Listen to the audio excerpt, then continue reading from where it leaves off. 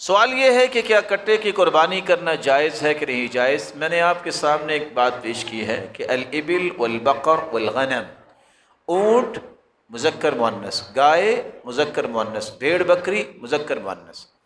بعض لوگوں کا کہنا ہے کہ بھینس جو ہے وہ مذکر مؤنث ہو اس کو بھی کر سکتے ہیں۔ کیوں کر سکتے ہیں؟ قیاس کرتے ہوئے کہ یہ بھی گائے جیسی ہے۔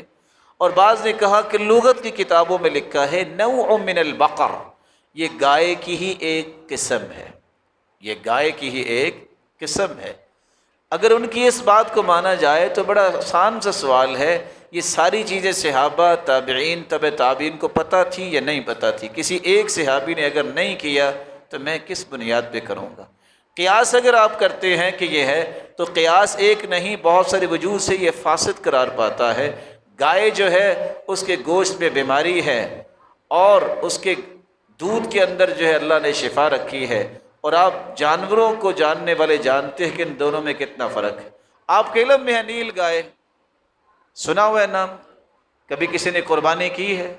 وہ بھی گائے کی قسم ہے، لیکن اس میں شرط یہ نہیں پائی جاتی بہیمۃ الانعام، وہ پالتو نہیں ہے۔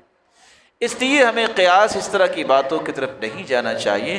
اگرچہ کچھ علماء کا موقف ہے، اللہ تعالیٰ انہیں سلامت رکھے، لیکن کوئی نص موجود نہیں ہے، تو ہمیں وہی کام کرنا چاہیے جو نصوص شرعیہ میں موجود ہے۔